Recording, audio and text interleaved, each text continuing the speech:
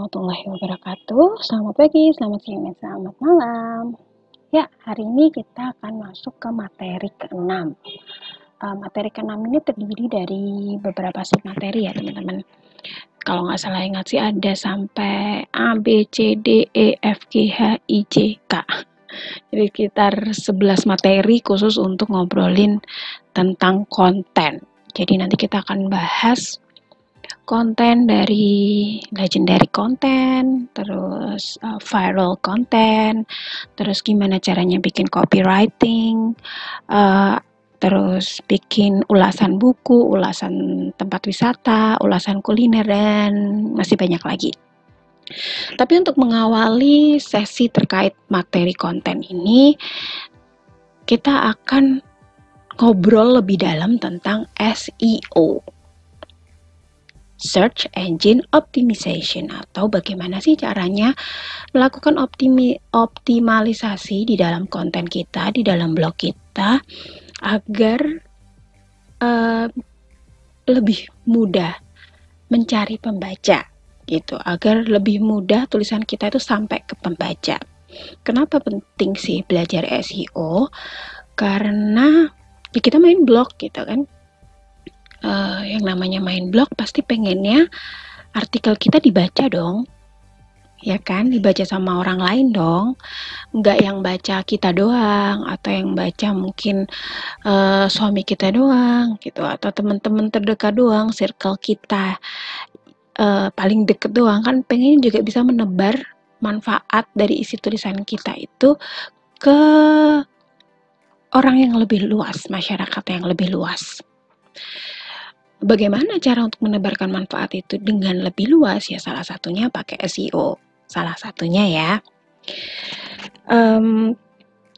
Dulu sih saya masukin SEO ini waktu di Blogspedia Coaching 1 itu di pertengahan, jadi nggak langsung ngobrolin SEO. Saya membiasakan teman-teman untuk nulis dulu deh, yang penting semangat nulisnya dulu di awal gitu. Tapi ternyata memasukkan SEO di pertengahan itu bikin kaget juga, bikin shock juga. Ternyata susah ya, ternyata ribet ya nulis SEO gitu.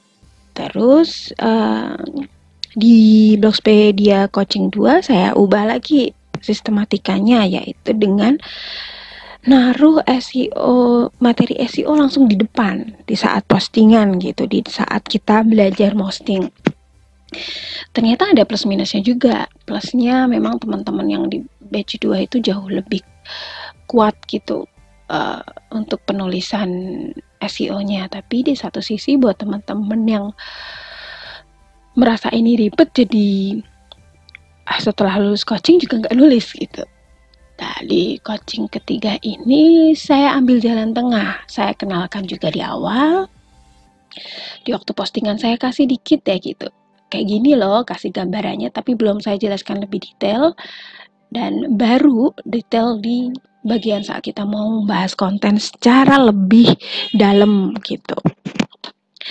Harapannya sih teman-teman kemarin-kemarin kan udah mulai agak nulis lumayan banyak ya, udah beberapa kali nulis.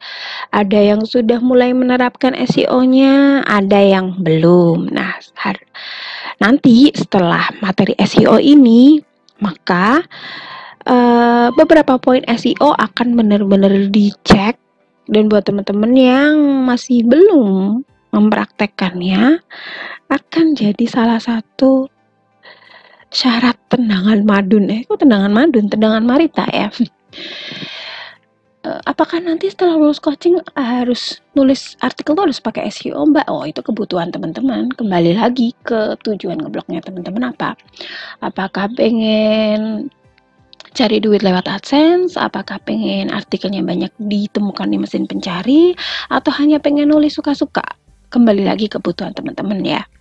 Tapi kalau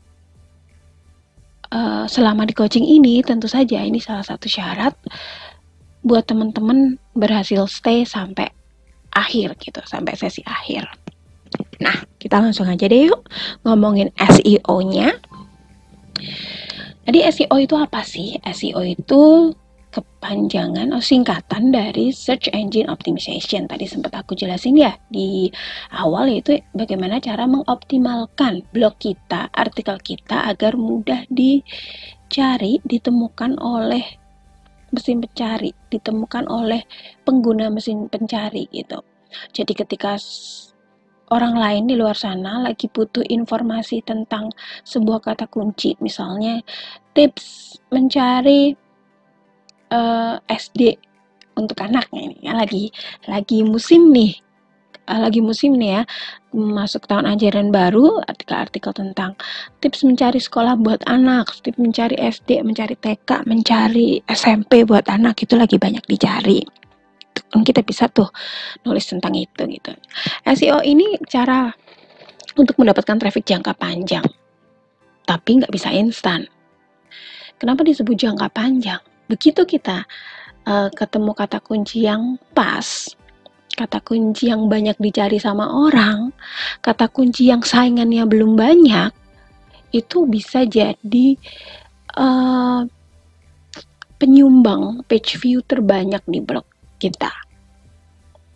Contohnya itu nanti saya kasih contoh ya, beberapa artikel saya yang saya tulis dengan SEO banget, bener-bener riset kata kuncinya, itu jadi setiap hari selalu ada yang main di blog saya, meskipun saya nggak pakai blog walking, meskipun saya nggak share itu artikel ke media sosial, nggak saya ikutkan blog walking di grup manapun, tapi setiap hari selalu ada pengunjungnya.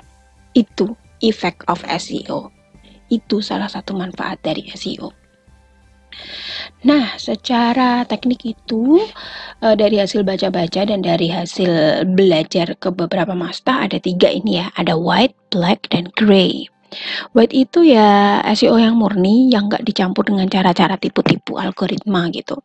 Tapi kalau teman-teman tanya gimana cara tipu-tipu algoritma, saya juga nggak ngerti.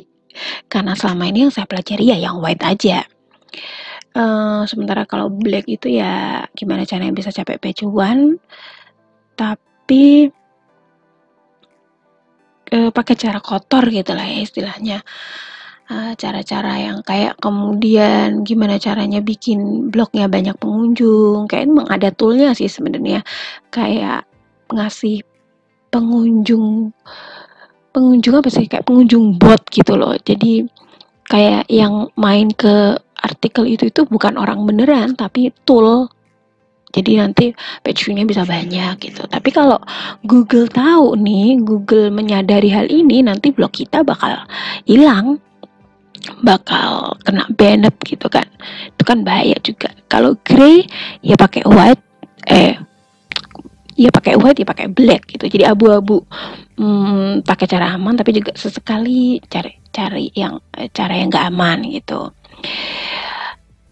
Bagaimana soal black sama gray secara lengkapnya saya juga nggak ngerti, dan saya sarankan sih jangan coba cari-cari tahu daripada blog kita kena imbasnya gitu kan. Daripada blog kita berbahaya di mata Google, mending kita lah belajar cara yang aman aja, pakai cara yang white sebagaimana yang sering dibagikan sama master-master SEO di luar sana. By the way, ngomongin soal SEO ini ilmu yang sangat mahal banget. Meskipun kita ikut kelas-kelas gitu ya, beberapa kelas, biasanya sih yang kalau kelas-kelas gratis atau kelas-kelas yang harganya cuma ratusan ribu, itu biasanya cuma bahas itu ya luarannya doang gitu. Tapi kalau kita mau ikut yang kayak bootcamp SEO gitu, harganya itu bisa di atas 7 juta, 15 juta. Itu baru yang bener-bener memang kita belajar daleman secara daging gitu. Dan saya juga sampai sekarang belum kesampaian untuk ikut bootcamp yang semacam itu. Doakan aja ya nanti one day bisa ikutan juga, terus bisa share juga ilmunya ke teman-teman gitu. Tapi rata-rata memang gak ada, ilmu SEO tuh bukan barang murah gitu.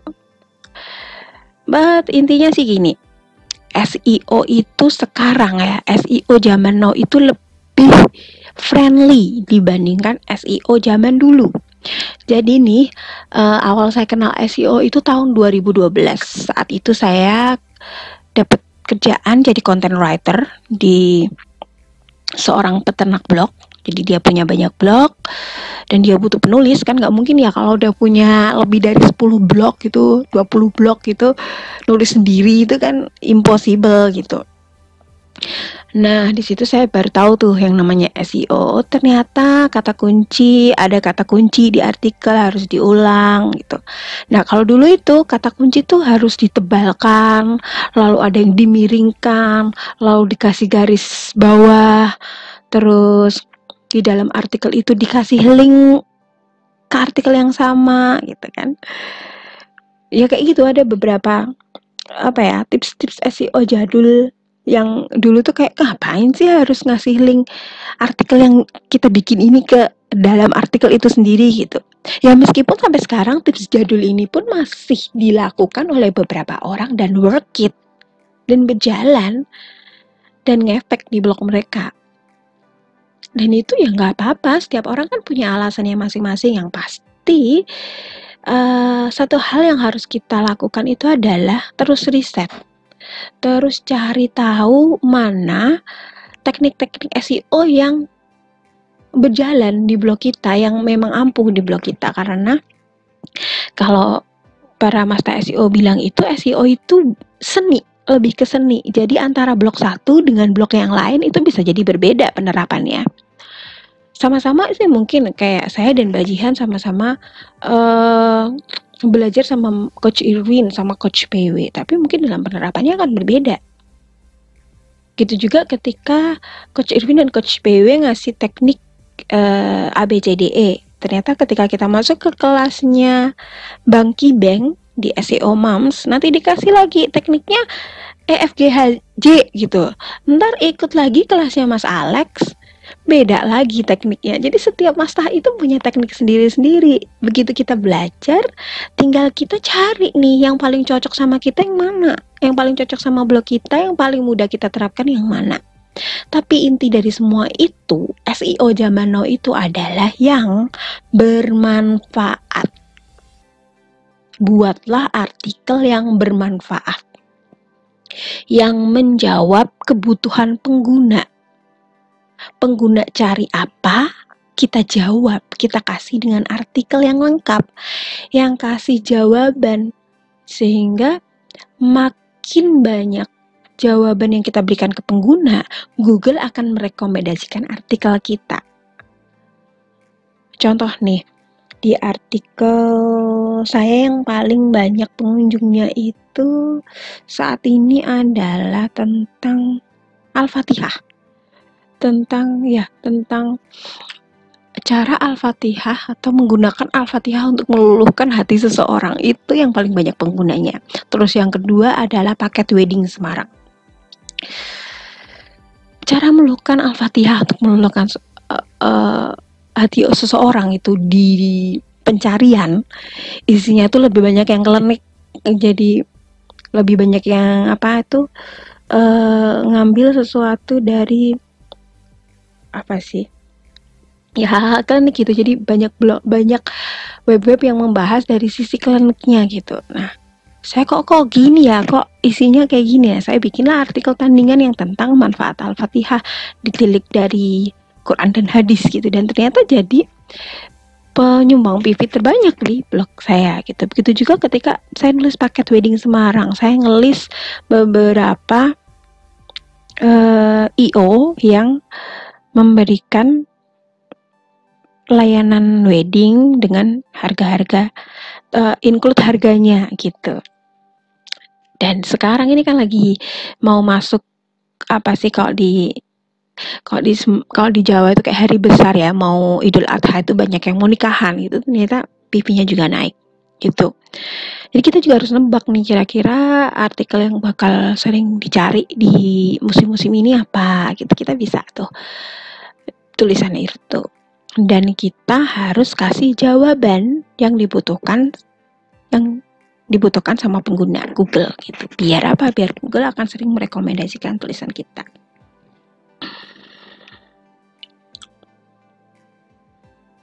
Wait.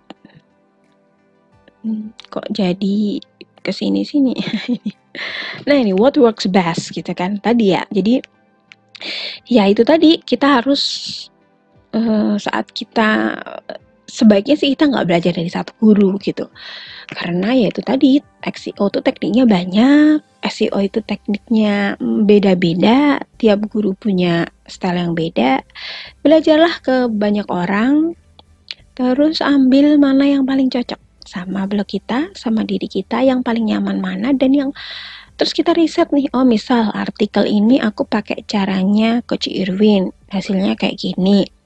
Artikel ini aku coba deh pakai caranya Coach Alex, hasilnya seperti ini. Terus misal artikel C kita bikin dengan cara mengkolaborasi antara gayanya Coach Irwin, Coach PW, dan Coach Alex, hasilnya kayak gimana. Kalau ternyata memang yang paling work di blog kita adalah caranya Coach Alex, nggak apa-apa, kita seterusnya akan pakai cara Coach Alex gitu kan. Tapi memang secara garis besarnya adalah ada dua jenis ini ya, SEO on page dan SEO off page. SEO on page itu istilahnya adalah inner beauty-nya sebuah blog atau pondasinya dari blog kita.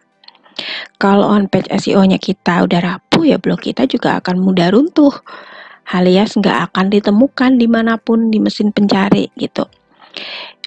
Istilahnya itu on page SEO itu yaitu elemen-elemen yang berkaitan langsung sama web kita, kayak kualitas konten, isi kontennya bermanfaat nggak, gitu kan.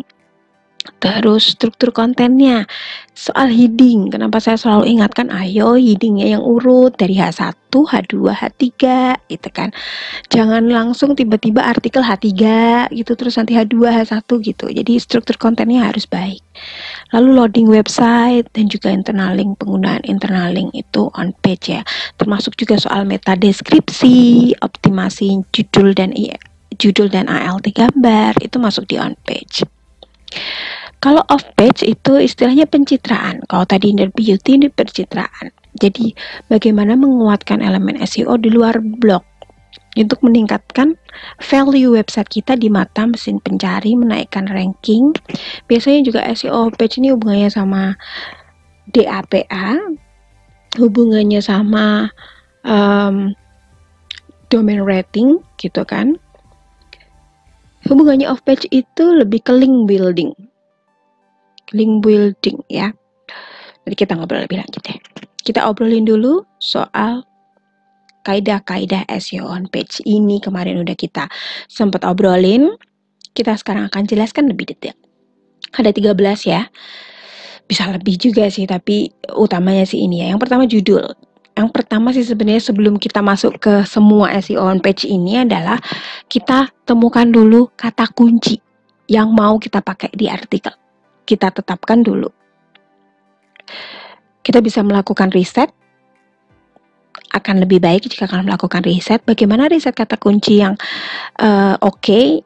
Insya Allah nanti di materi 6B akan dijelaskan lebih lanjut oleh coach tamu kita yang super keren. Ya. Jadi setelah kata kunci ketemu nih, mau kita pakai riset atau enggak gitu. Kalau nggak pakai riset gimana? Kalau nggak pakai riset ya udah kita tentuin aja. Misal mau nulis tentang pengalaman foto keluarga, udah pakainya itu, kata kuncinya itu yang mau kita tembak, pengalaman foto keluarga.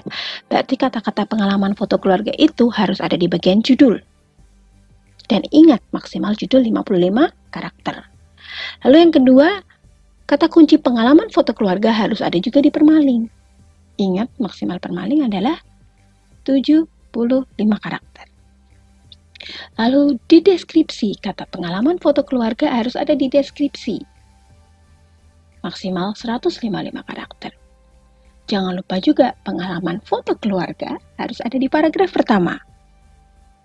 Ya, entah apakah itu langsung pengalaman foto keluarga bla bla bla bla, atau kita bikin kalimat dulu yang lain untuk membuka baru masuk ke kata kunci itu, monggo. Yang penting ada di paragraf pertama. Lalu yang kelima adalah stop cara jadul penulisan keyword. Yaitu tadi, kita nggak perlu ngebold, bikin underline, bikin italic, udah biarkan saja tulisan itu apa adanya gitu. Nggak usah tuh kata kuncinya ditebel-tebelin, dikasih garis miring, meskipun masih ada yang menjalankan. Bahkan ada beberapa klien yang masuk ke saya itu masih minta gitu ditebel-tebelin ya. Kalau itu karena klien gitu ya, ya udah ya mau gimana lagi. Tapi kalau kita dalam keseharian sih sebaiknya nggak usah lah ditebelin, dimiringin. Google udah pinter, nggak usah ditebelin, dimiringin juga udah ngerti dia. Terus adalah paragraf akhir. Ya, jadi di kata kunci yang tadi kita pilih, misalnya kayak tadi pengalaman foto keluarga, berarti harus muncul di paragraf akhir. Lalu berikutnya adalah jumlah kata. Nah, soal jumlah kata ini juga beda mazhab. Ada yang bilang 300-500 kata masih boleh, bisa lah gitu. Terus ada yang bilang 800 kata paling aman. Sekarang ini udah dikit loh orang yang suka baca. Jadi orang-orang sekarang kan sukanya baca yang artikel-artikel pendek, jadi nggak usah panjang-panjang. Tapi Neil Patel ngomongnya semakin panjang semakin bagus. Apalagi bisa 2000 kata, itu Google seneng banget. Beda-beda, setiap ahli SEO punya jawaban beda-beda soal jumlah kata ini. Jadi yang paling pas gimana Mbak? Yang paling pas ya nggak ngerti, terserah Google sebenarnya. Tapi intinya gini, berapapun jumlah kata yang kita pilih, pastikan artikel kita itu memuat jawaban yang bermanfaat buat pengguna. Itu yang harus kita garis bawahi dan harus kita ingat-ingat. Jadi mau kita tulisnya 300 kata, 500 kata, tapi pastikan itu komplit.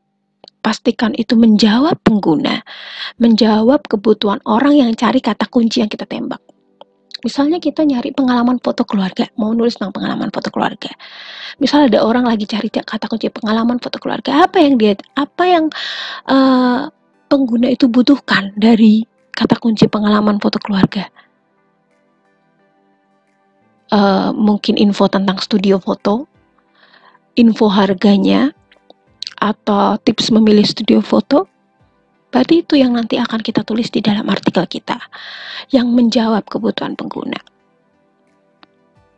Kembali lagi soal panjang atau pendek itu memang relatif ya. Ada orang yang memang sekarang sih kebanyakan orang senang baca tulisan-tulisan pendek, tapi ada juga orang-orang yang masih nyaman kok baca tulisan-tulisan panjang. Terutama kalau kita nulisnya udah kece ya, nulisnya udah mengalir gitu, orang juga panjang juga bakal dibaca selesai gitu. Lalu berikutnya adalah optimalkan paragraf. Nah, ini berkaitan sama yang nomor 7. Jadi meskipun kita tulisannya artikelnya panjang, tapi kalau kita bisa mengoptimalkan paragraf, orang nggak kerasa gitu bacanya. Jadi seperti yang saya selalu ingat-ingatin ulang-ulang ke teman-teman ya, ayo kalimatnya jangan panjang-panjang. Ini juga sebenarnya mengingatkan diri sendiri, karena saya tuh sukanya nulisnya majemuk gitu loh, kalimatnya suka panjang-panjang gitu. Jadi kalau memang dalam satu paragraf itu kalimatnya udah panjang banget, udah kalimat majemuk, udah satu paragraf satu kalimat pun nggak masalah. Ingat ya, kita pembaca kita sekarang mostly pakai handphone. Kalau kita paragrafnya satu paragraf isinya 5 kalimat dan kalimatnya itu panjang-panjang, capek yang baca. Jadi optimalkan paragraf. Satu paragraf 2 kalimat, 3 kalimat, tapi kalimatnya pendek-pendek. Hindari kalimat-kalimat majemuk dan hindari menggunakan kalimat pasif. Itu. Yang ke-9, heading. Penggunaan heading ya. Jadi harus urut antara H1. Kalau H1 itu kalau template-nya udah SEO friendly pasti otomatis yang namanya judul artikel itu pasti H1. Tapi kalau template-nya memang belum SEO friendly ya ada yang judul artikelnya jadi H3, jadi H2 gitu. Terus di dalam artikel mulailah dengan menggunakan heading 2. Heading 2 itu kalau bahasa Inggrisnya di settingan Blogspot itu adalah heading, kalau bahasa Indonesianya adalah judul. Itu heading 2. H3 itu di settingan Blogspot ya. Heading 3 itu subheading atau bahasa Indonesianya subjudul. Lalu heading 4 itu di settingan Blogspot minor heading atau judul kecil kalau di settingan bahasa Indonesia. Jadi kalau saya ulang subjudul di dalam, jangan lupa gunakan subjudul di dalam di dalam artikel. Itu maksudnya konsepnya itu loh. Jadi kan judul itu kan pasti judul artikel yang utama ya. Nah di dalam artikel itu jangan bablas gitu, nggak ada subjudulnya. Bikin subjudul. Nah subjudul-subjudul ini harus diberi penekanan ketika posting, kasih format. Nah, formatnya itu ada heading 2, heading 3, heading 4 itu. Jadi subjudul yang pertama atau subjudul yang poin-poin besarnya itu pakai heading 2. Poin-poin dari heading 2 pakailah heading 3. Kalau heading 3 ada poin-poinnya lagi berarti pakai heading 4. Seperti itu. Dan di dalam salah satu heading, nggak harus semua ya, di dalam salah satu heading aja, mau diletakkan di H2, H3, H4 boleh, harus ada kata kunci. Ada beberapa yang bilang kata kuncinya paling aman di heading yang pertama atau subjudul yang pertama gitu. Tapi ada yang bilang bebas, yang penting di salah satu kata kunci, di salah satu heading itu ada kata kuncinya. Lalu yang ke-10 adalah optimasi pada gambar. Dimulai dari memberi nama gambar. Jangan gambarnya masih WA strip 001 langsung diunggah. Atau IMG 008 langsung diunggah. Kasih dulu rename gambarnya. Rename gambar ini bisa dengan menggunakan kata kunci turunan yang kita targetkan. Terus jangan lupa juga dengan ALT dan title image. Ini juga harus diisi. Kalau bingung isinya, kita kasih nanti isiannya dengan kata kunci yang berhubungan sama kata kunci target. Nanti saya akan praktekkan buat teman-teman ya. Jadi teman-teman ada bayangan. Lalu link pada artikel. Ada internal link, ada external link. Ini udah sempat dijelaskan beberapa kali juga ya. Internal link berarti link yang terkait di dalam blog kita sendiri. Sementara external link adalah link keluar. Entah mungkin websitenya klien atau misal kita habis baca dan informasi itu terkait dengan apa yang kita bahas gitu kan. Kita bisa kasih link itu. Lalu yang 12 adalah gunakan LSI keyword. LSI keyword itu maksudnya itu tadi, kata kunci yang berhubungan, kata kunci yang relate sama kata kunci target kita. Itu bisa ditebarkan di heading, di ALT, title image, di nama gambar, di dalam artikel, itu bisa. Nanti saya kasih contoh bagaimana cara menempatkannya. Lalu yang berikutnya 13 adalah share di media sosial. Share di media sosial ini sebenarnya masuk juga ke off page ya, SEO off page. Jadi untuk menguatkan link building kita tuh ngasih social signal bahwa ini loh blogku barusan posting artikel baru. Karena kenapa? Karena biasanya yang di media sosial ini lebih cepat naiknya daripada yang nggak kita share. Meskipun beberapa pelaku SEO terutama yang cari duitnya lewat AdSense itu jarang banget share ke media sosial.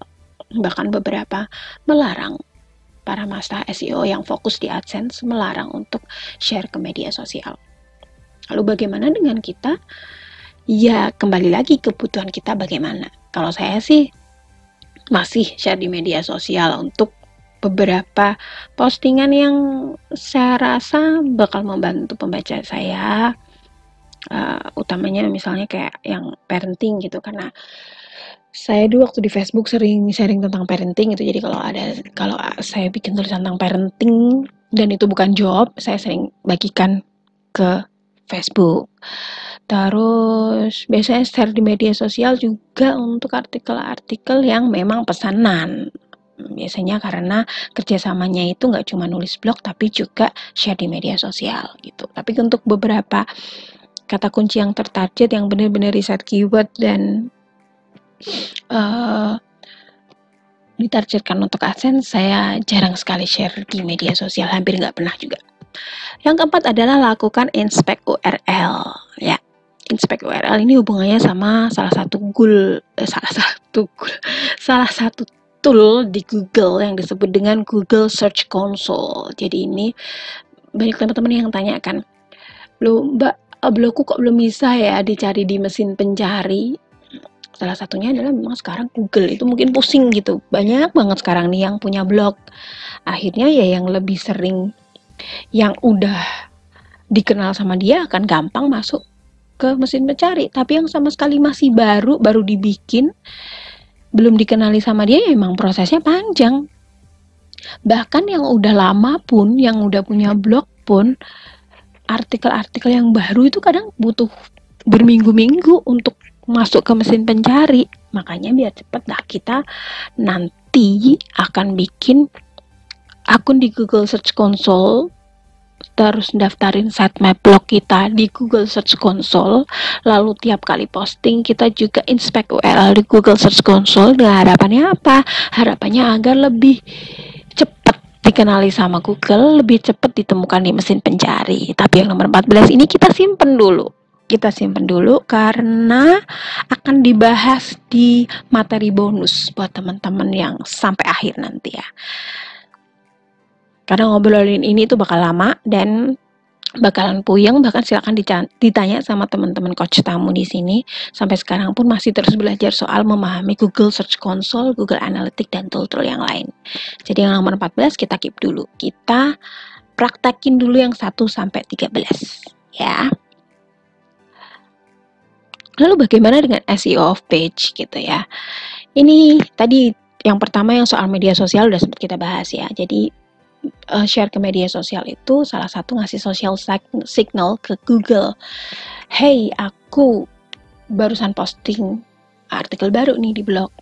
Biasanya karena Facebook, Instagram, Pinterest itu kan value atau otoritas websitenya lebih tinggi ya dari blog kita. Begitu kita nge-share di beberapa media sosial itu, value kita jadi ikutan naik gitu. Terus yang berikutnya adalah soal link building. Link building itu apa meneh, mbak panganan apa meneh gitu. Jadi sederhananya itu adalah saling memberikan link.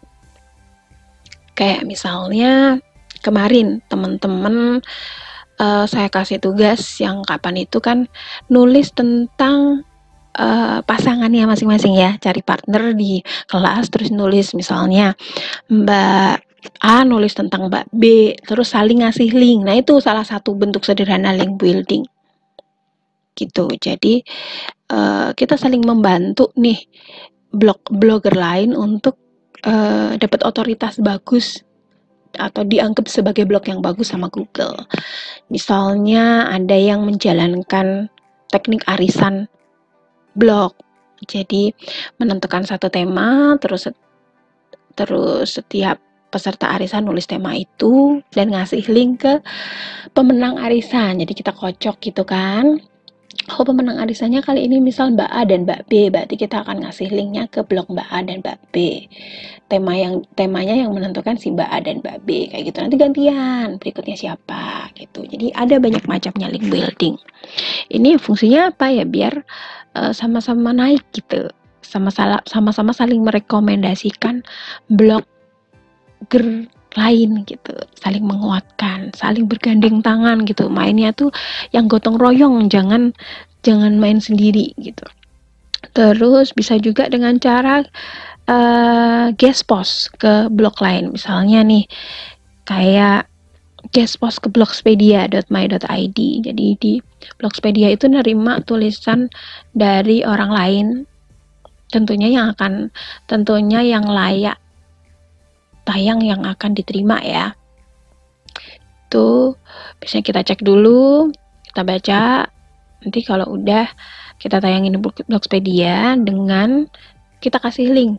Nah, jadi nanti biasanya di akhir itu ada tulisan ini dari penulis ini, nanti nge-link ke blognya mereka gitu.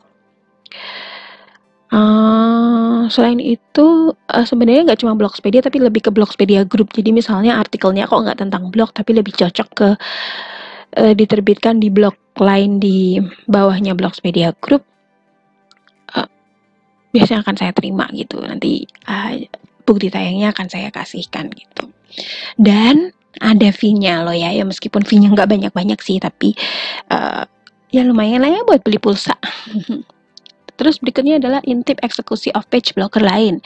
Jadi kita bisa nih kalau punya tool, tapi toolnya nggak gratisan sih sebenarnya.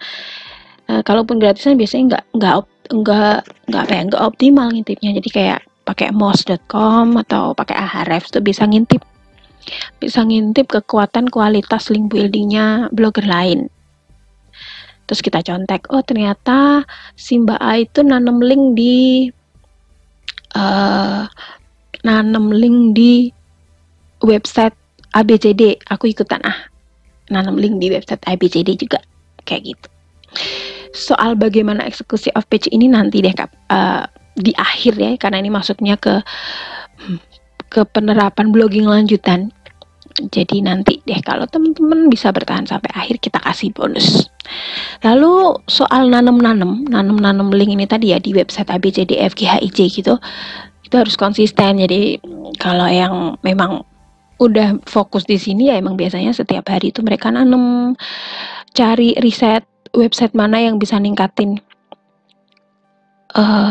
otoritas blog gitu, misalnya website ABCD, setiap hari mereka tanam gitu, bikin link di sana di website itu. Dan itu nggak boleh barbar ya, ada yang barbar itu maksudnya langsung sehari langsung 20.000 link gitu, nanti Google juga akan kaget nih apaan sih ini gitu. Atau pakai tool sekarang tuh apa sih ya, memang ada toolnya.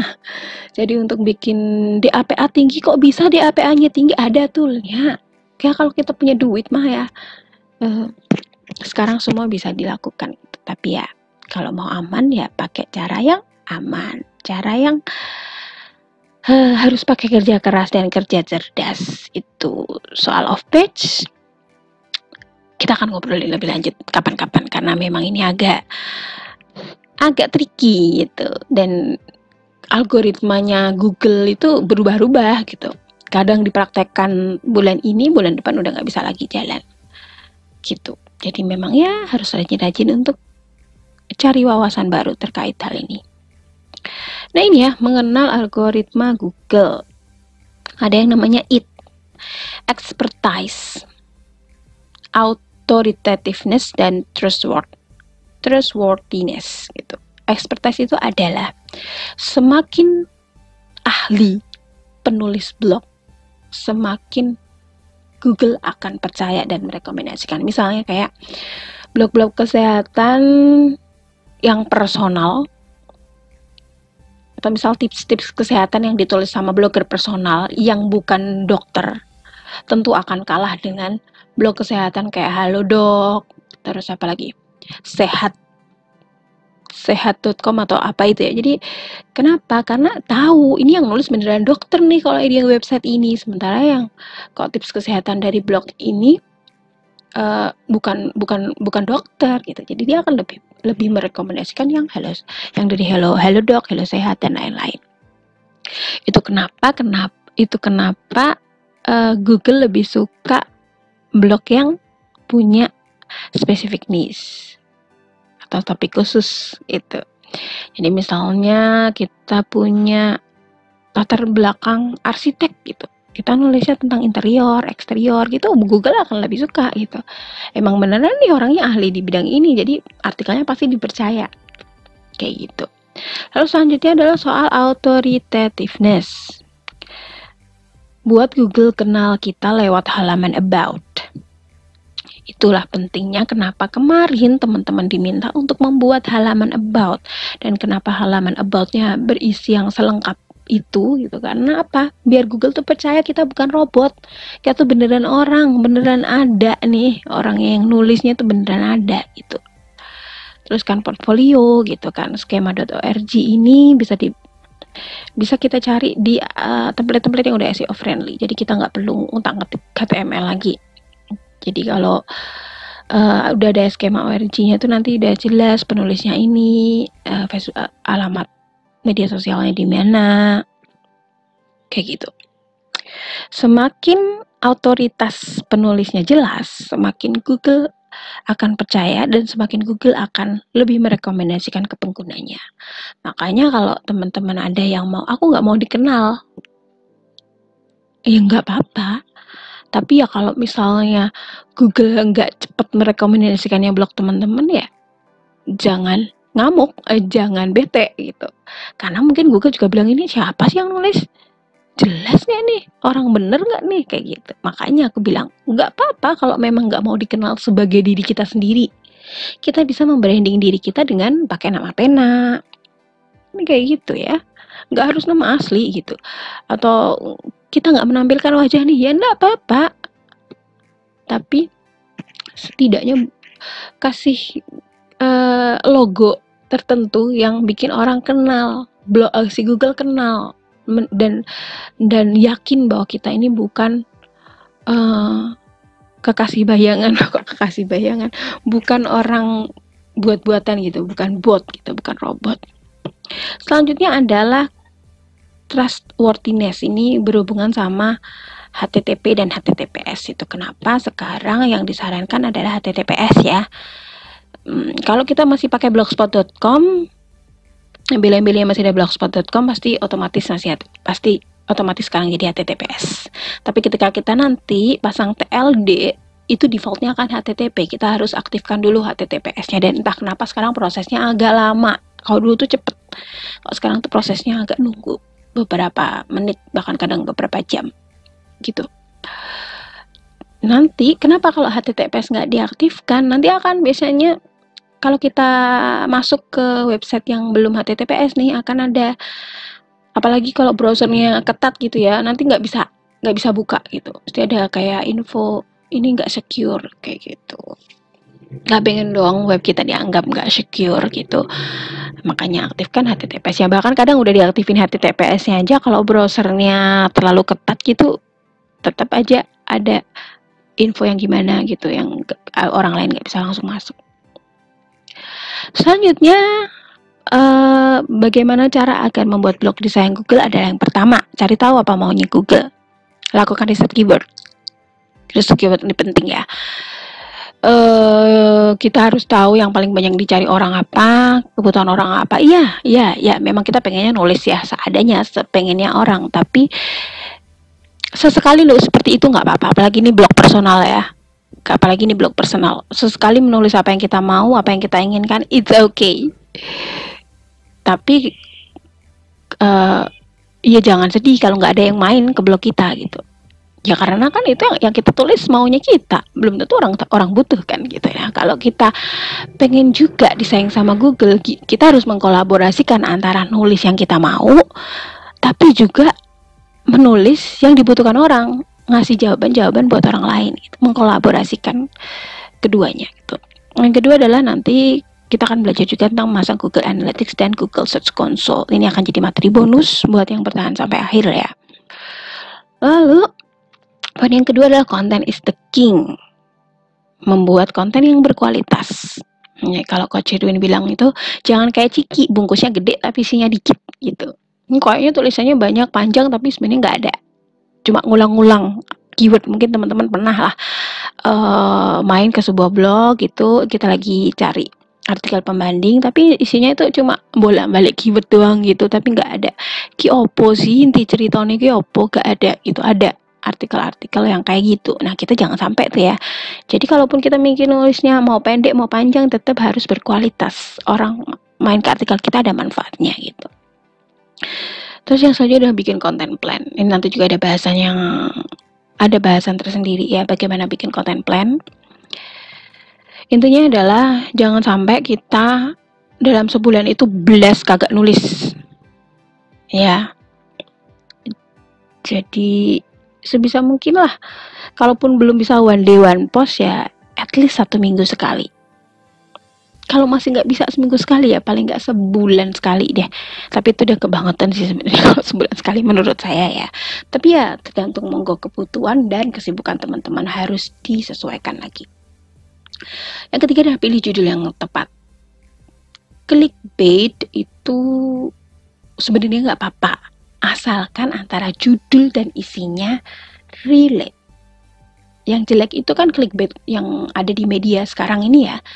Clickbait tapi begitu kita klik, isinya nggak sesuai antara judul sama isi artikel. Nah itu yang nggak boleh. Itu namanya membohongi publik gitu. Jadi kalau mau bikin clickbait ya nggak apa-apa, yang namanya clickbait itu kan biar diklik gitu ya tujuannya. Tapi ya tetap harus relate antara judul sama isi gitu.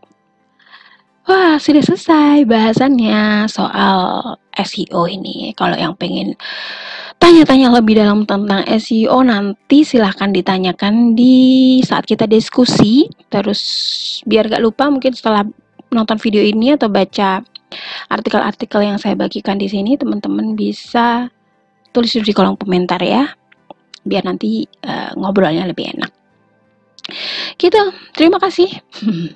Tapi videonya masih belum berakhir karena saya akan ngajak teman-teman atau ngasih contoh teman-teman gimana sih mengaplikasikannya di saat penulisan artikel. Oke.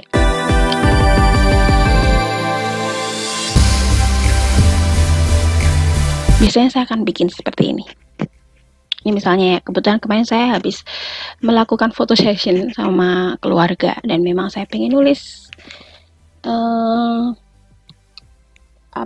sebagai kenang-kenangan di blog. Idenya adalah ini, pengalaman foto keluarga. Kita coba cari ini di Google ya. Pengalaman foto, sudah ada di sini.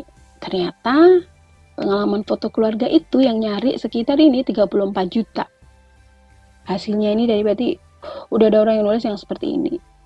Kira-kira kalau kita nih sebagai pemain baru, blogger baru, nulis pengalaman foto keluarga, sementara yang nulis itu udah ada artikel segini banyak, apakah ada kemungkinan kita bisa langsung masuk ke ke halaman pertama? Sementara yang di halaman pertama ini ada Hai Bunda, ada The Urban Mama, ada The ASEAN Parent. Ini tiga ini aja ini udah blog website parenting yang terkenal, yang udah jadi acuan sama orang tua zaman now kalau mau cari artikel tentang parenting gitu.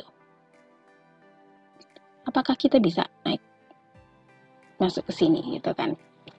Nah, kemudian saya cari ini di sini, related keyword. Kita bisa cari di bagian sini nih. Oh, ternyata yang paling banyak Jonas. Papyrus nih kalau teman-teman di Bandung. Paket milenial Jonas foto. Kebetulan karena saya nggak akan foto di Jonas, jadi saya nggak mungkin pakai kata kunci Jonas ini. Gitu. Saya kemudian coba cari yang lebih spesifik, studio foto di Semarang. Karena saya letaknya di Semarang. Ternyata guys, masih banyak juga, 6 juta gitu ternyata. Saingannya berat sekali, saudara-saudara. Terus mungkin teman-teman pengen tanya ya, gimana caranya sih Mbak mengaplikasikan kata kunci untuk pemula gimana? Yang pertama adalah kata kuncinya itu jangan general. Maksudnya general itu jangan yang terdiri dari cuma satu suku kata. Misalnya studio foto, itu kan luas. Studio foto di mana? Kita harus ngelengkapin. Misal kayak ini studio foto di Semarang. Ini pun ternyata masih luas banget gitu. Karena studio foto di Semarang itu banyak. Semarang itu luas gitu kan. Ada Semarang Tengah, Semarang Barat, Semarang yang mana gitu kan. Kita harus cari yang lebih spesifik lagi nih. Mungkin bisa ditambahkan dengan studio foto Semarang Tembalang. Misalnya ya. Nah, ini bisa nih. Hasilnya 130.000. Saingannya bisa lebih gampang nih untuk masuk. Kita lihat ke sini. Saingannya Kampus Nesia, Jejak Piknik gitu kan. Ya, blogger-blogger lokal lah masih bisa lah gitu. Cuma lagi kebetulan karena saya sudah belajar di kelasnya Coach Alex, biasanya kita juga disuruh memantau ini volume dan CPC-nya. Ini kan kenapa mungkin teman-teman lihat kok di aku nggak ada ini ya Mbak. Ya, ini itu merupakan add-on ya. Apa sih ini namanya? Ini extension yang namanya What's My Search. Gunanya apa? Gunanya untuk membantu kita mencari kata kunci, terutama yang teman-teman main di AdSense. Itu kalau dari yang saya pelajari adalah cari, kalau pengen gampang ada yang itu ya, pengen menghasilkan banyak pengunjung itu cari volumenya yang di bawah 1000. Ya intinya semakin kecil volumenya semakin kita saingannya semakin dikit gitu. Terus untuk CPC ini tuh berkaitan sama nilai iklan. di AdSense. Jadi cari yang ada CPC-nya. Kalau yang kosong-kosong gini berarti ini kata kuncinya banyak ada yang nyari, tapi pengiklan dari AdSense nggak banyak yang main di kata kunci itu gitu. Jadi kalau buat teman-teman yang main AdSense adalah selain lihat yang di sini sekitar ini saingannya seberapa, juga biasanya akan kita lihat yang di bagian volume dan bagian ada nggak nilai kliknya, nilai uangnya ada nggak gitu. Karena saya juga pengennya dapat cuan juga, maka saya netapin pakai studio foto Semarang Murah. Meskipun sayangnya nggak berat sih, udah 2 jutaan ya. Kita coba kalau pakai komen itu. Nah, tapi teman-teman nggak usah pusing ya soal ini. Nanti akan dijelaskan lebih lanjut. Jadi saat kata kunci ini dengan coach tamu kita. Nih, lumayan lah ya kalau pakai cara ini ada sekitar 155 hasilnya. Ya ini saingannya sama situs-situs studio foto itu sendiri. Lumayan lah, bisa bersaing. Kemungkinan. Ini ya studio foto Semarang Murah gitu. Saya akan pakai ini untuk kata kunci saya. Biar apa? Satu, biar cerita tentang pengalaman foto keluarga tetap masuk, dan sekalian untuk ngasih feedback ke tempat kemarin saya foto. Jadi dapat dua-duanya gitu. Terus saingannya ya lumayan lah, masih di bawah 3 juta. Jadi buat teman-teman yang masih baru, kalau bisa cari saingan yang ini sekitarnya ini di bawah 3 juta. Ya buat pemula kayak kita, cari yang saingannya di bawah 3 juta. Jadi saat ini tuh ya di bawah 3 juta ya, meskipun udah 2 jutaan gak apa-apa lah. Tapi kalau saya biasanya ini karena pengen nulis pengalaman foto keluarga, emang beneran pengen nulis original post gitu ya. Kebetulan udah lama juga enggak posting di blog keluarga. Jadi santai aja nulisnya, enggak terlalu mikirin ini. Kalau contoh misal kayak kemarin saya nulis soal kayak gini, keyword kerja sampingan ibu rumah tangga tanpa modal. Ini saya benar-benar cari yang saingannya masih dikit. Nih 203.000. Kenapa? Biar kalau bisa ya bisa masuk gitu di sini. Ya. Kalau bisa biar bisa masuk di sini. Ini aja ternyata yang saya tulis belum masuk loh. Belum masuk karena memang kemarin kan diposting di website Ibu Profesional buat nyontoin buat sebuah kelas Ibu Profesional, dan Ibu Profesional belum saya bikinin Google Search Console kalau nggak salah. Ya, belum saya bikinin atau belum saya inspek URL di sana, jadi masih belum masuk tuh kan. Kalau saya tulis ini di Maritime Invest mungkin kemungkinan besar udah masuk, kemungkinan lah ya. Nah ini gaji sampingan ibu rumah tangga tanpa modal, jadi cari kata kuncinya itu yang panjang-panjang kayak gini loh, itu yang lebih saingannya semakin dikit ya. Emang mungkin yang ngetik juga yang cari mungkin dikit, tapi saingannya juga dikit. Jadi memang biasanya kita harus memilih gitu, memilih tips. Tapi kayak misalnya kayak artikel saya yang ini, nah ini yang paling banyak dicari itu, nah ini sekarang ini wedding murah nih lagi banyak dicari. 3 artikel yang lagi banyak-banyaknya, bukan lagi banyak-banyaknya, yang jadi penyumbang page view terbanyak di blog saya ini. Paket wedding murah Semarang, Al-Fatihah untuk meluluhkan hati seseorang, paket wedding 5 paket wedding Semarang. Nah, kita coba cek yuk paket wedding murah Semarang. Ini saingannya segini nih ya, saingannya 500.000 dan posisi saya di halaman 1. Itu kenapa? Ada aja yang nulis. Dan ini kalau nanti teman-teman udah belajar utak-utak template, jangan lupa untuk dikasih daftar isi di dalam artikelnya. Ini nanti bisa kayak gini. Jadinya ini nanti bisa diklik gini gitu. Nah ini kan saingannya sama website yang itu pemilik pemilik tempat atau pemilik wedding organizer gitu. Lumayan kan? Dan ternyata meskipun lokal ya, ini kan istilahnya kata kuncinya pakai kata kunci lokal ya. Kalau bukan orang Semarang ya mungkin nggak nyari, tapi ternyata sebenarnya ada bisa 100-200 orang main ke artikel itu gitu. Misalnya tadi yang Al-Fatihah untuk meluluhkan hati seseorang.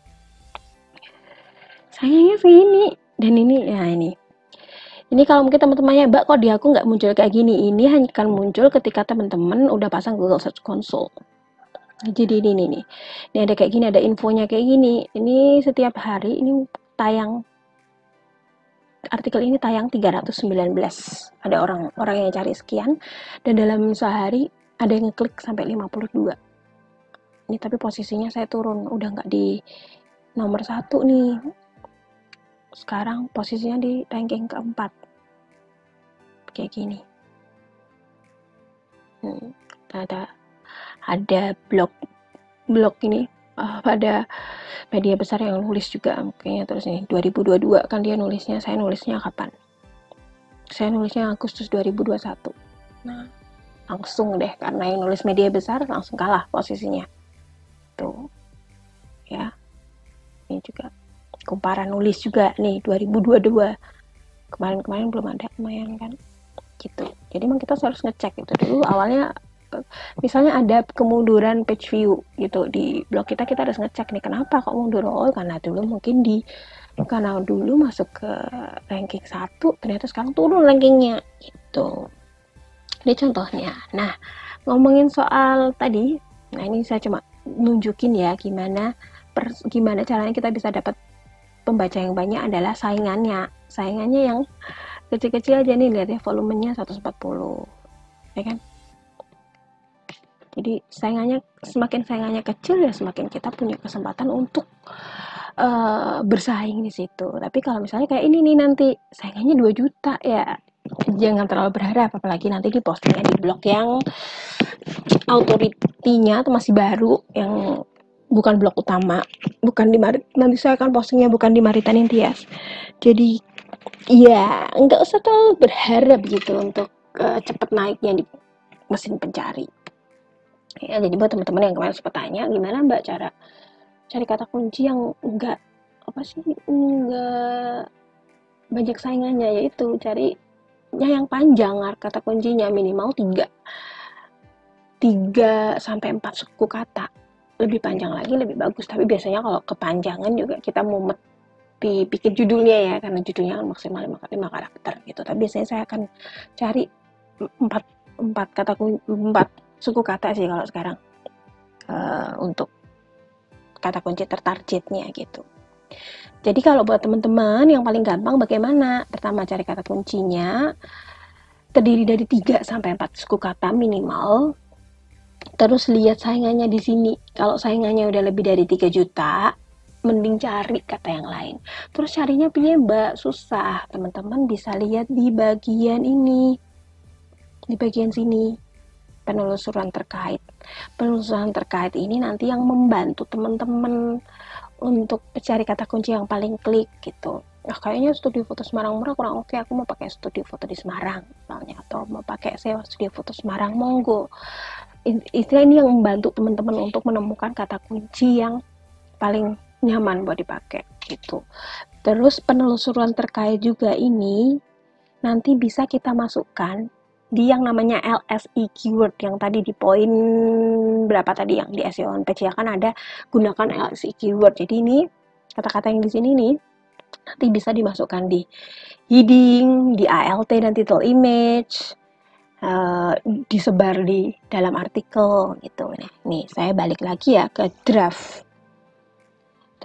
Kapan hari itu ada yang tanya gimana Mbak cara bikin draft artikel. Nah ini saya biasanya akan bikin kayak gini. Saya akan breakdown dulu. Jadi saya punya ide mau nulis tentang pengalaman foto keluarga. Tapi ternyata ketika saya riset di Google, pengalaman foto keluarga itu saingannya udah banyak, sampai 6 juta, sampai puluhan juta gitu kan. Kita breakdown lagi apa yang hubungannya sama pengalaman foto keluarga gitu kan. Berarti bisa kita ngobrolin studio fotonya. Gitu kan. Studio foto tapi itu general, berarti kita bisa ngomongin soal studio foto Semarang. studio foto di Semarang, ya kan. Nah, kata-kata kunci yang relate sama studio foto Semarang tuh ada foto studio keluarga terdekat, harga foto studio keluarga, paket foto keluarga, studio foto Semarang murah, dan studio foto di Semarang. Itu beberapanya ya, masih ada banyak lagi, tapi saya milih yang ini. Tuh, tapi situ saya akan breakdown lagi dari ide ini jadi judul. Sekali lagi ya, tipe orang beda-beda. Ada tipe yang judulnya carry gitu, judulnya di belakang monggo. Tapi kalau saya sistemnya kayak gini, jadi teman-teman nyamannya bagaimana itu diaplikasikan ke teman-teman sendiri. Kalau saya kebetulan saya kan tulisannya suka panjang ya, lebih sering panjang, dan kalau nggak dikasih batasan kayak gitu suka bleber kemana-mana. Makanya biar nggak bleber kemana, saya bikin ini.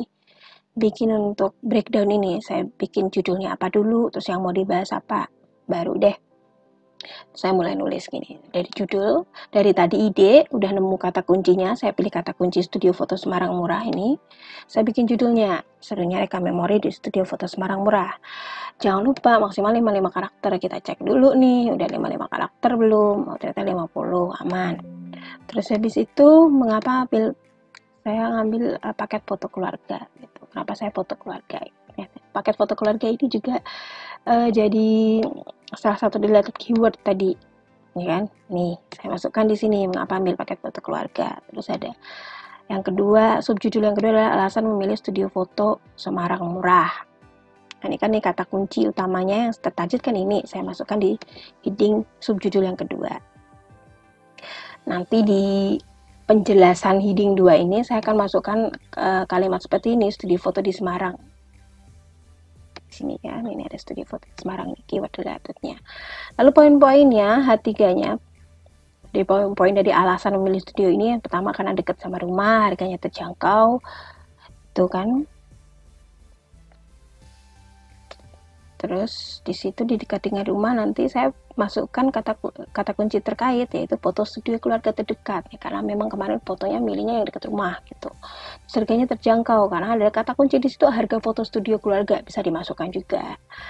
Lalu subjudul yang kedua adalah behind scene foto keluarga. Nanti di sini diceritain bagaimana serunya foto keluarga tadi, pecicilannya anak-anak dan lain-lain. Yang terakhir, subjudul yang terakhir adalah manfaat foto keluarga. Jadi dari insight setelah melakukan foto keluarga itu apa aja, dijembrengin lagi di H3, di poin-poin dari manfaat foto keluarga itu satu, merekatkan bonding, memberikan pengalaman baru, merekam jejak memori.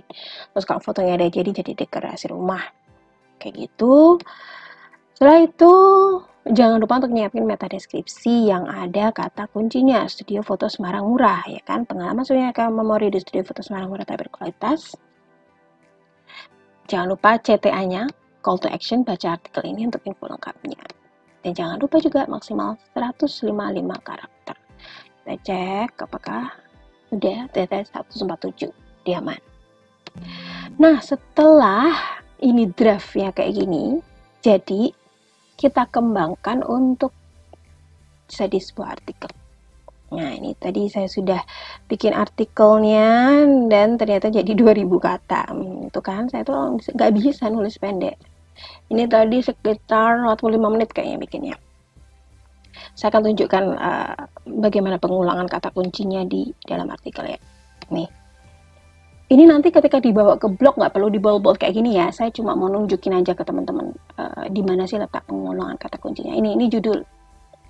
Mbak ini nggak Mbak nggak dikasih spasi-spasi gitu, nggak dikasih enter. Tidak. Saya kalau nulis di Word seperti ini. Tidak saya tata, saya biarkan apa adanya. Ditatanya nanti langsung ke blog, langsung di dashboard blog. Ya ini judulnya. Kata kuncinya ada di sini. Nah. Sebenarnya sih yang paling disarankan adalah kata kunci itu di depan. Kenapa di depan? Jadi misalnya judul kita kepanjangan sampai 80 karakter, 75 karakter gitu, nggak terpotong kata kuncinya. Tapi karena ini kan tadi udah masih aman ya, masih di bawah 55 karakter, jadi insya Allah nggak kepotong, nggak apa-apa di belakang. Tapi sebisa mungkin kata kunci tertarget itu letaknya di depan. Misalnya kayak ini, kerja sampingan ibu rumah tangga nih, kayak kemarin contoh yang saya buat kelas lainnya ini nih, kerja sampingan ibu rumah tangga tanpa modal ini, kata kuncinya ini. letaknya di depan. Karena udah panjang ya udah kasih pemanisnya di sini aja. Kerja sampingan ibu rumah tangga tanpa modal ada ya, kayak gitu. Yang penting 55 karakternya dapat dan enggak terlalu kaku. Kalau judul isinya cuma kata kunci doang, kan kesannya kaku banget ya. Makanya kita kasih pemanis. Jadi untuk judul itu kuncinya adalah bisa pakai tips kayak gini.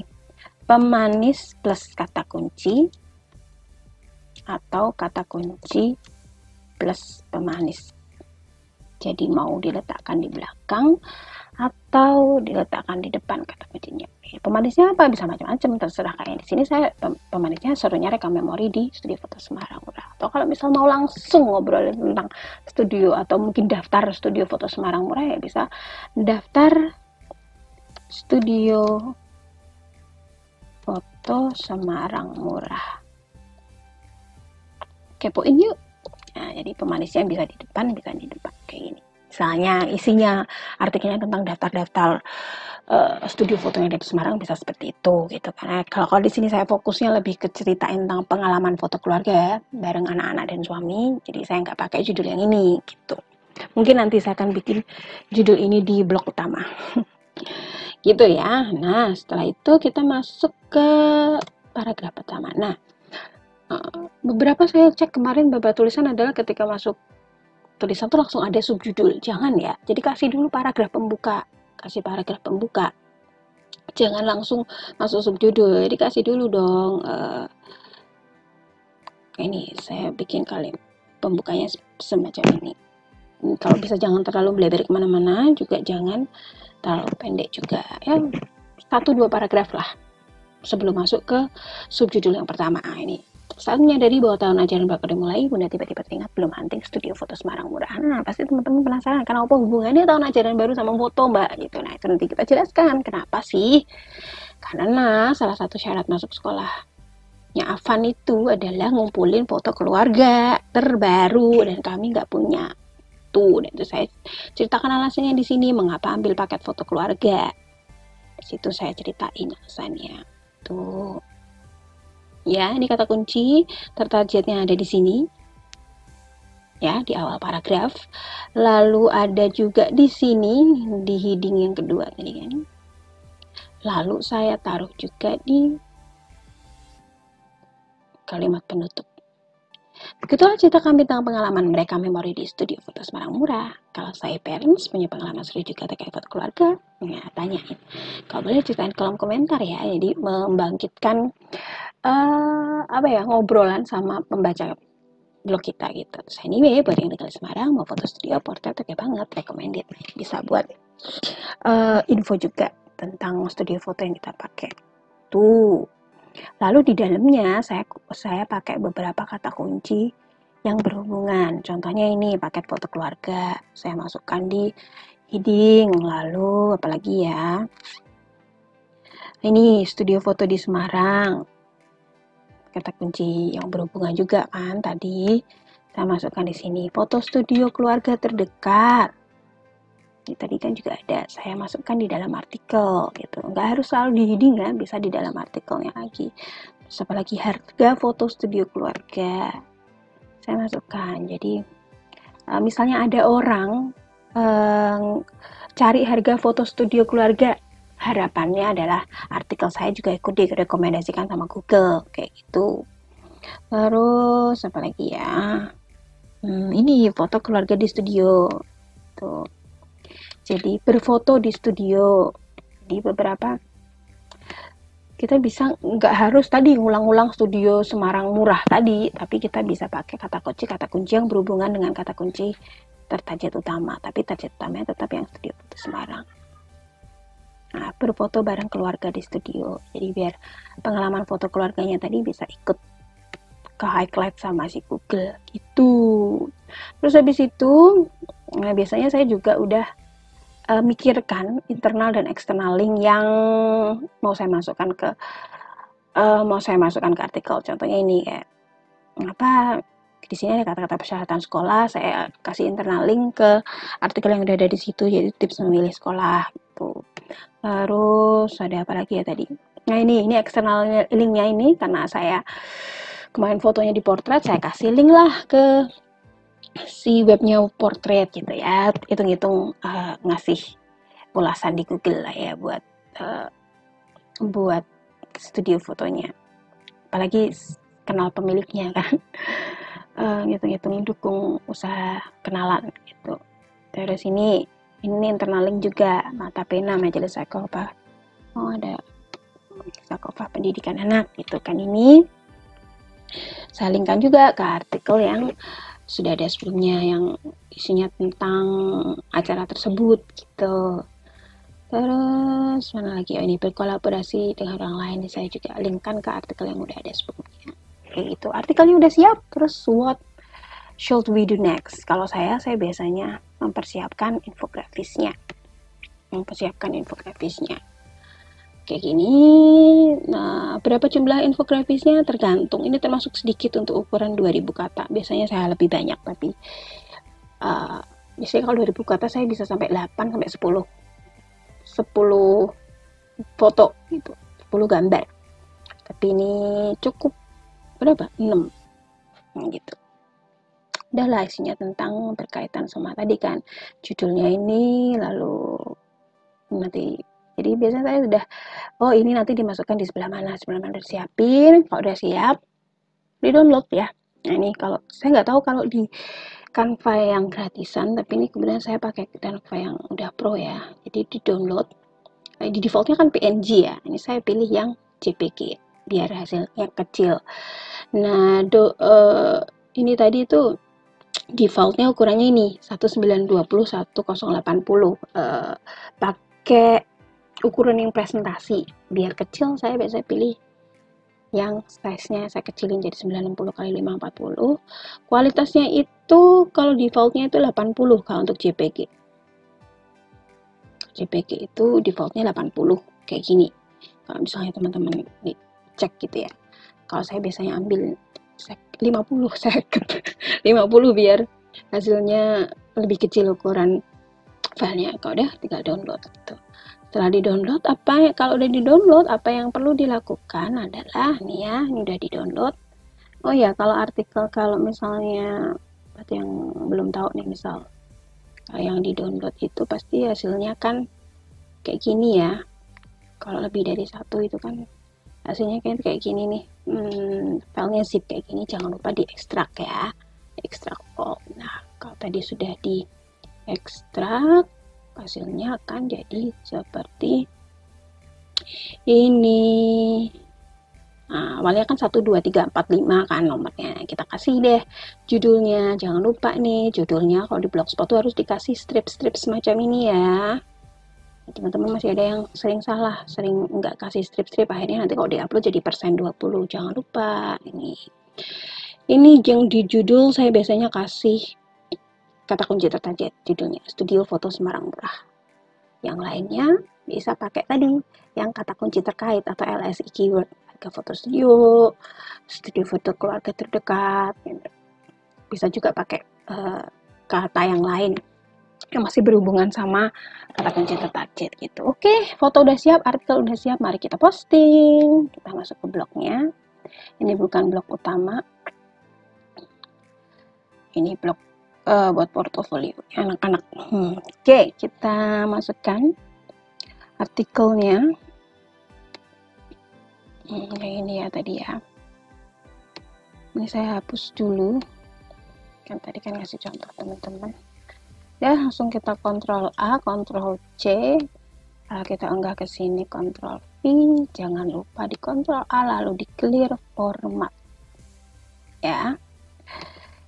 Tuh udah langsung rapi, ya kan? Udah langsung ada ininya kan, spasi-spasinya toh. Meskipun tadi waktu itu belum ada kan, udah langsung rapi. Jadi gak usah ngasih spasi-spasi udah. Nah, ini tipsnya biar judulnya langsung ikut, linknya bisa langsung ikut judul kan. Saya langsung biasanya kopikan ke sini Studio Foto Semarang Murah langsung dengan kata kunci tertarget. Biar apa? Biar permalingnya langsung nih. Kita coba cek yuk, ada 75 karakter nggak ya? Atau lebih, jangan-jangan. Kita cek yuk. 68, 65, 68 karakter, masih aman ya. Udah, habis itu kita setting. Setting apa? Setting headingnya. Jangan lupa kita mulai dari heading. Di dalam artikel kita mulai dari heading atau H2. Mengapa ambil paket foto keluarga H2? Sudah, nih alasan beli studio foto Semarang murah. Ini juga H2. Poin-poin di dalamnya kita pakai H3. Atau di sini subheading atau kalau bahasa Indonesia di situ subjudulnya. Lalu kita ini masih poin berikutnya, kita kasih subheading. Mbak, apakah dari draft ada perbedaan gitu? Misalnya bisa jadi ada. Jadi misalnya kayak tadi alasannya saya milih 2, ternyata ketika nulis saya dapat satu poin tambahan. Di akhirnya poin-poinnya jadi 3. Dirapikan, yang perlu ada balloting, Misalnya saya suka seperti ini. Kayak gini, pokoknya dirapiin aja biar rapi ya. Udah. Nah, ini tadi di draftnya itu nggak ada yang poin kenal dengan pemilik ini. Saya baru masukkan saat nulis artikel. Saat proses penulisan, oh iya saya kan kenal sama pemiliknya, dan itu bisa jadi alasan kenapa saya milih studio foto itu. Gitu. Nah, ini poin-poin udah selesai nih, balik lagi ke heading. Karena ini udah beda subjudul, ya kan? Ini cerita tentang bagaimana hebohnya foto keluarga bareng anak bocil. Udah, selesai ceritain pengalaman udah, kita tutup dengan subjudul yang terakhir yaitu manfaat foto keluarga. Pertama, merekatkan bonding, ini poin-poinnya, berarti kita kasih subheading. Ini bisa di sini. Dan yang ketiga, kasih subheading juga. Dan yang keempat, subheading juga. Oke, sudah selesai. Ya kan? Terus tadi kan kalau teman-teman lihat di sini kan ada yang saya bold tadi buat ngasih contoh teman-teman kan. Nah, ketika sudah di clear format, boldnya akan hilang gitu. Jadi emang juga nggak perlu di bold juga sih kayak gini kan. Nah, kita cek juga nih internal linknya karena kita nyisipinnya kan di Word. Kadang-kadang kalau clear format jadi ikut. Nah, ternyata masih ada, masih aman. Link yang kita kasih kadang-kadang kalau di clear format ikutan hilang jadi draft.blogger.com gitu. Nah, ini enggak, masih aman. Oke. Kalau link-link internal ataupun eksternalnya udah aman, udah kita tinggal masukkan gambar ya kan, masukinlah gambar. Pertama kalau saya suka judul di bagian judul, jadi kalau di WordPress itu kayak featured postnya gitu ya. Jeleknya blogspot itu adalah harus satu-satu. Ini untuk judul kita masukin, jangan lupa studio foto di Semarang. Nah, ini KLT-nya adalah kata kunci target. Biasanya kalau saya judul biar gampang, saya pakai kata kunci target saya apa, itu buat KLT-nya. Untuk ukuran ini tergantung sama template-nya ya. Ada yang kasih original size ternyata jadi kegedean, jadi bisa pakai medium atau large kalau saya. Karena template-nya udah ngikutin gitu, si fotonya bisa ngikutin ukuran template itu sendiri. Saya suka pakai original size. Oke, lalu berikutnya, kenapa ambil foto keluarga? Kita lihat kira-kira ini berapa paragraf nih? 1, 2, 3. Yang di sini ada berapa? Bisa kita taruh di tengah. Kita masukkan gambar yang berikutnya. Tadi apa ya? Lupa, kayaknya yang ini.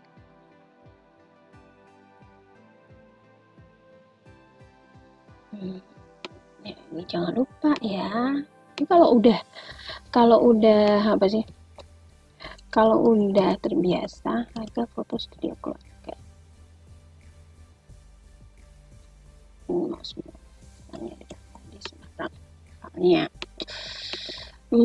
Kalau sudah terbiasa ini jari-jarinya udah kayak apa lah gitu loh. Enggak. Mungkin teman-teman masih belum terbiasa kayak gini, mungkin banyak banget ternyata perintil yang harus dilakukan. Tapi kalau udah biasa nih, jarinya tuh kayak udah ngerti harus melakukan apa gitu. Kadang saya nggak kelihatan kita gede. Alasan ini, nah ini ternyata.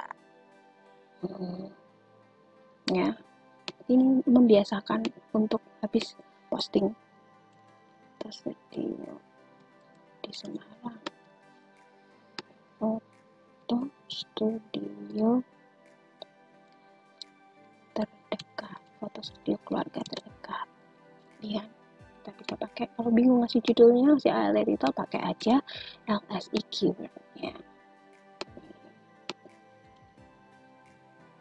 Ini terus fantasy foto keluarga, kita bisa kasih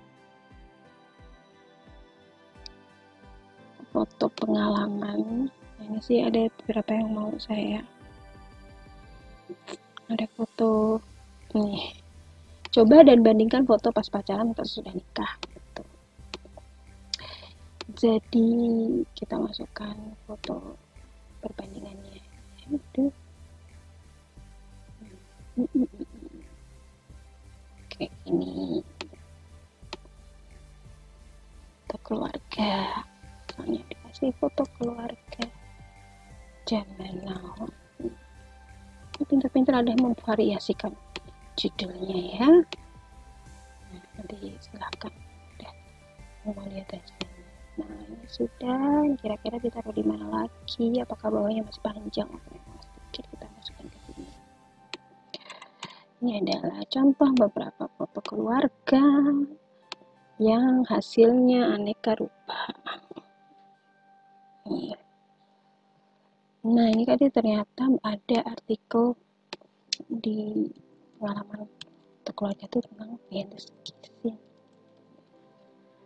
Kita bisa juga nih nambahin keluarga ya. Jadi variasikan saja, harus kreatif, milih ALT dan title image. Kehapus guys, terlalu bersemangat. Oke, setelah satu gambar lagi bagian itu.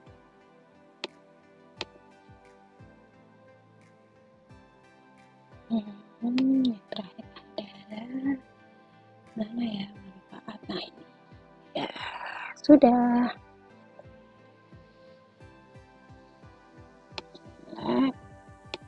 Iya, manfaat foto keluarga, manfaat foto keluarga di studio misalnya ya. Lalu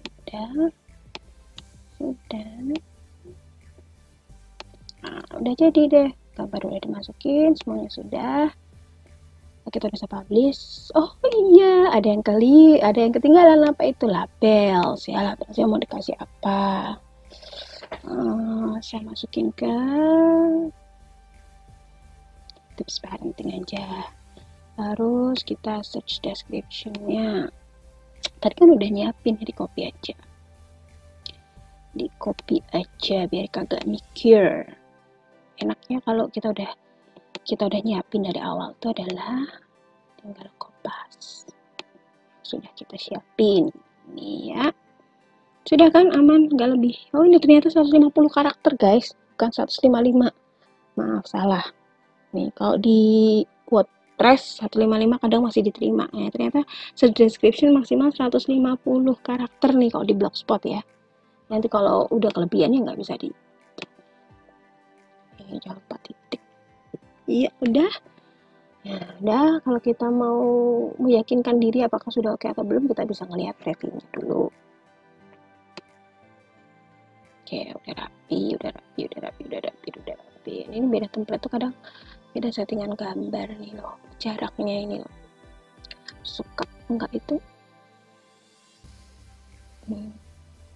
Oke lah, udah oke berarti kita publish. Sudah, semacam itu ya teman-teman ya. Ya, tadi karena kan ini masih pakai judul yang kata kunci doang, jangan lupa untuk memasukkan judulnya. Kalau linknya udah jadi, udah sesuai yang kita inginkan, judulnya kita balikin, diupdate. Iya, kita lihat hasil artikelnya. Nah, kayak gitu, udah jadi ya. Jadi prosesnya bagaimana menjadi sebuah artikel yang saya lakukan tadi seperti itu. Bagaimana saya memasukkan kata kunci, tambahan-tambahannya seperti itu. Ya, seperti itu teman-teman. Artikel apa pembuatan artikel dengan SEO dan info-info terkait SEO seperti itu. Semoga membantu dan bisa memberikan bayangan ke teman-teman gimana sih memproses sebuah artikel. Semoga bermanfaat ya, dan sampai jumpa nanti malam. Tetap semangat belajar. Wassalamualaikum warahmatullahi wabarakatuh. Selamat pagi, selamat siang, dan selamat malam.